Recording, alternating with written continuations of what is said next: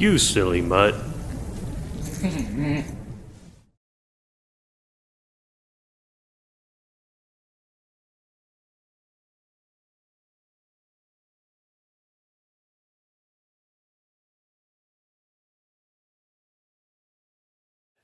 y'all, so I have been mixing on these M-Audio BX5As for a long time now. They're decent monitors, but they are not exactly what I need to be doing, pro level work. I've been watching the Kali LP6s and LP8s. Everyone's been raving about them. They look really cool, really high quality and even frequency response. And I decided to go ahead and get a set. So those should be getting here today. And we'll do an unboxing and check them out, see how they work. All right, just got home from work and the Kalis are here.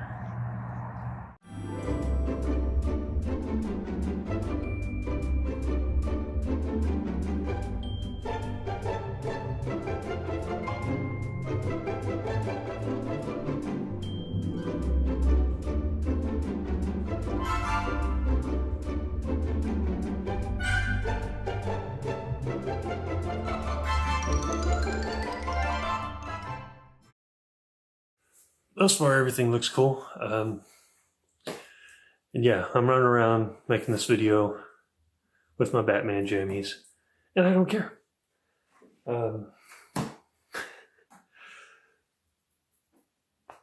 Alright, so I need to take this trash stuff out to the garage, and then we will proceed with the unboxing. Okay, so we're back in the studio room where we are going to continue unboxing the Kali LP8s, my new studio monitor upgrades. If you do much audio, then you're aware that your monitoring situation is probably one of the most critical things you can do when it comes to producing music, just because what you hear is what you make decisions based off of. This room isn't great. It's really too small for what I'm trying to do, and I've got some stuff set up that creates some reflective surfaces, like these, that monitor right there that's right beside where a speaker's going to go, and that big old huge TV screen that I'm using as a computer monitor, and then I've got my amps and doors, and it's just a really small space and not the best for what I'm doing, but it's what I got. And I do have some treatment up. Got, those two panels up there behind the wall to kind of limit, they were there to kind of limit some reflections before I put that TV screen there. I might need to rethink where I had those positioned, maybe put them back here now that TV's there. The BX5As they're okay. They were decent speakers. I realized that I wasn't hearing some things. I went and did a networking event at Fort Worth Sound and got to meet Tanner and Bart over there, who were super awesome people. But anyway, so, Tanner was nice enough to listen to some of my mixes. We were listening to Welcome Home, and it got to the distorted guitar part, and he stopped and went back a few times and pointed out that there was some distortion there that I just didn't hear through the BX5As. And then when he started playing back over and over and over again, but and he's got the Atom Audio monitors in there. I think he's got the A77Xs. But anyway, so we're sitting there listening, and sure enough, I could hear it. Just a quick little, just a very unpleasant distortion that just happens out of nowhere, and blew my mind because I hadn't heard it before. And that's kind of what really made me stop and go, okay, I need to fix my monitoring situation because I need to be able to make better decisions and be able to catch those things. So hence me making the decision to go ahead and make this happen, especially now that it's available on Sweetwater with the 2 years interest-free financing. And they're doing a holiday bundle right now with 2 of the LP8s and the Bluetooth module. And we're going to kind of use that to do something fun. So I only have room in here for one set of studio monitors. So the BX5As, we got another set of stands. I'm moving that to my living area. and the Kali Bluetooth module has a 3.5 millimeter input. So I'm going to test this later and see if I can run from my entertainment system into that via the 3.5 millimeter and then out from there to the BX5As, and then have studio monitors with my entertainment center. So that should be fun. Oh, hello, Cora. My puppy has come to see us. What are you doing? What are you doing? You gonna say hi to all the people on the YouTubes? Come here. Come here. Say hi, YouTube. I also got some isolation pads to put on my monitor stands.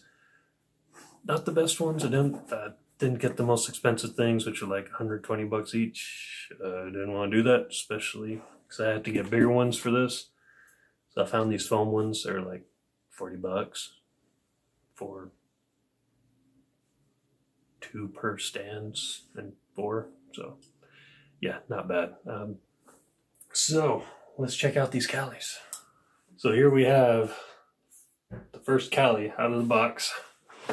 So one of the cool things, and one of the reasons why I decided to go with this model, is if you look on the back, you can see there's all these instructions, and then there's these dip switches. So depending on how you have your speaker positioned in the room, whether you have it on a stand or on a desk or wall mounted, and how far away from the wall it is, all that sort of stuff, that's got instructions for which dip switches you change, and that alters the frequency response of the speaker, then hopefully makes it, helps it to perform better in your room and give you more accurate monitoring.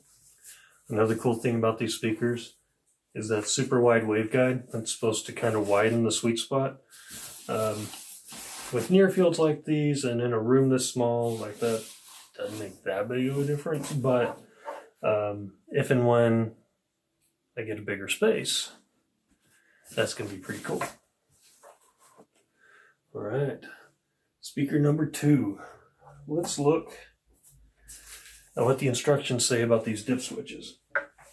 So according to this, I'll turn around here. All right, so I'm going to be on stands, not on the desk and not wall mounted. So I'm going to be on stands here, greater than 0.5 meter, less than 0.5 meter, and up against the wall. So it's not quite up against the wall, but it's definitely not over 0.5 meter away. So that's going to be that right there, which means switches 4 and 5 here have to do with low frequency boost. And then looks like dip switches 6 and 7 are same thing, but for high frequency content. So either plus or minus 2 dB. And then dip switch 8 is RCA on or off. And I'm going in TRS. I'm not really going to be using the RCA input or inputs on these. So I'm not going to worry about that right now.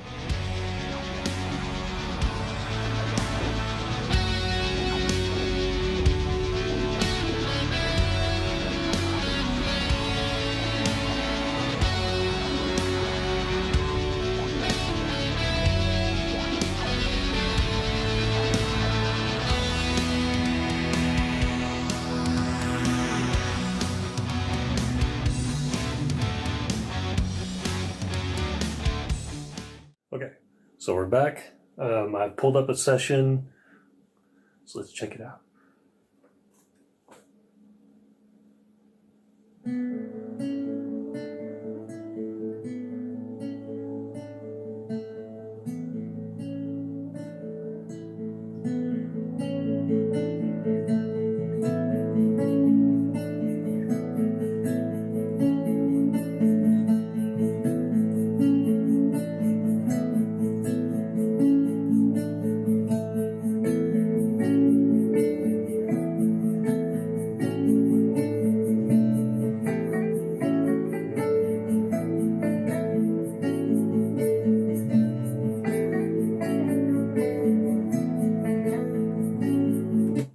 All right, I can already tell you, I'm liking what I'm hearing so far. I've got a shaker in there that I recorded.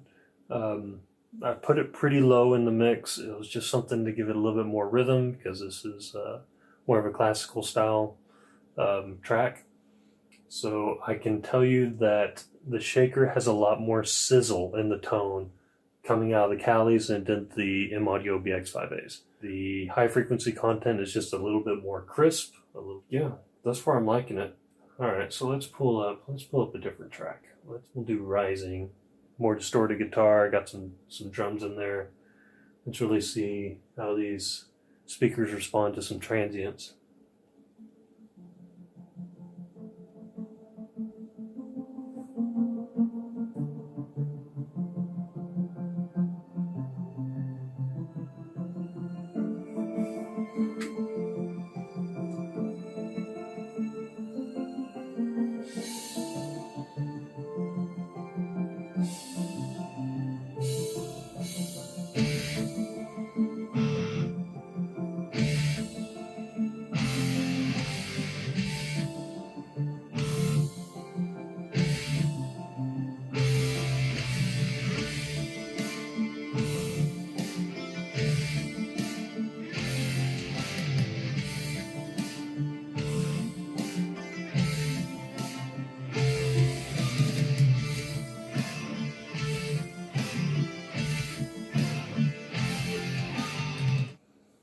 Yeah, sounds great. And not great like, oh, this sounds awesome, my music never sounded this good, but great like, this sounds accurate. I'm hearing some things that I need to go back and fix. And that's what I'm wanting out of these monitors, is something to give me a more realistic representation of what I'm working on so I can make smarter decisions. Well, awesome. So far I'm really happy with these. I'll have to still plan on doing some measurements and some tests and kind of seeing, really put them through their paces. But as far as the unboxing video and initial reactions, I'm digging it. One thing a lot of the reviews talked about was a loud hiss. And I can hear it. It's not any louder than my PC fan, which I know is not ideal for studio environment, but hey, sometimes it is what it is.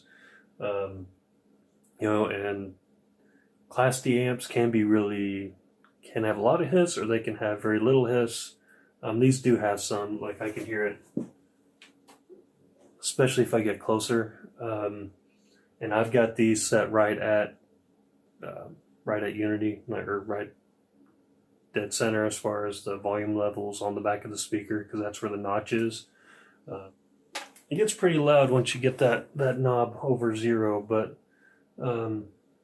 again, still not bad for what you pay for these speakers, and the excellent waveguide, and the just even response, and the ability to flick those dip switches in the back and help calibrate your speakers for your room. Because when you're in a mixing situation, or even especially for music producers, me recording my solo album, these are great.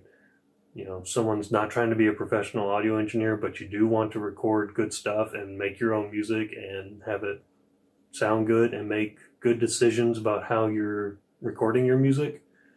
For the price point, that's awesome. I can kind of see what all the fuss is about. No, they're not going to beat some $5,000 Neumanns. They're not going to really be the same as, $2,000, $20,000 Atoms. But that's not what they're meant to be, right? For their class, for what you're paying for these guys. This is pretty awesome. I'm impressed. And hopefully I continue to be impressed as I continue working on them.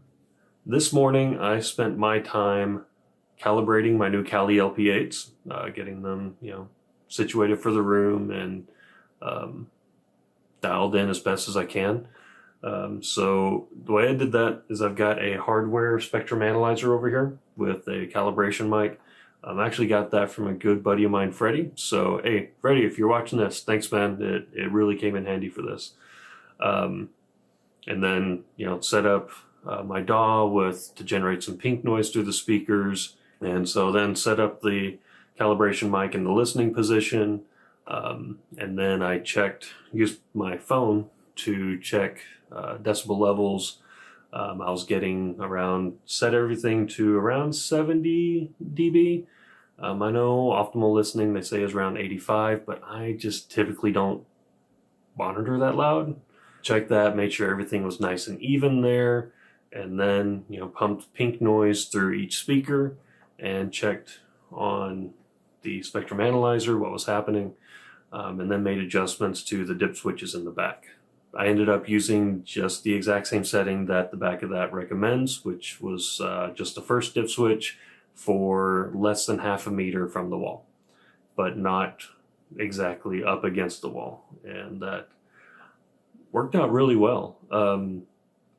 On the spectrum analyzer, what I found was there's a pretty good low-end boost around 160 hertz before it falls off. And I tried using the low shelf filter that's built in there to try and tame that. It did bring that boost down a little bit, but I ended up losing a lot of the frequency content below 80 to 100 hertz. These speakers are supposed to go down to, I think, 35 hertz. So that might be something that I could toggle that off later down the road once I have a sub, and then just use the sub to cover those frequencies. But for right now, since I just have these two speakers, I really didn't want to lose that low frequency content, so I will just learn to compensate for that little 160 hertz boost. Another interesting thing I found out is an issue with this room. Apparently there is, right in the listening position, there's an antinode right at around 7.5 to 8K. Aside from that, I'm super impressed with these monitors. The frequency over here was just surprisingly flat, except for that little low-end boost and that antinode I'm dealing with. And then as I was flicking around the dip switches, there were some that caused, some mid-frequency boosting, some others that caused some high-mid cuts. So, I was just kind of playing with that, seeing what they did. But whenever I just followed the instructions on the little chart on the back of these speakers, everything turned out great. I listened to some mixes, and again, super impressed. Nothing was extremely hyped. The high frequency content wasn't just in my face. The lows weren't super exaggerated, and everything just seemed super even. And I think this is really going to help my mixes so that I can generate that energy with my mix so that it translates to different systems, as opposed to, kind of situation I've been in, because the BX5As do have that kind of smiley face kind of thing in them. That makes things sound maybe a little bit more energetic and powerful and impactful than they really are. So, being able to make those decisions to give the mix that energy from the get-go rather than thinking it has that energy, and then sending it off to mastering and them doing it and having to compensate extra for what my mix may be lacking. So I am super excited to actually start working on these. I think it's going to be a really big benefit for me in my work. And yeah, that's about it. So thus far, everything's checking out. Everything seems calibrated fairly evenly. I'm ready to get going. All right, guys. Appreciate you. You're awesome. Peace.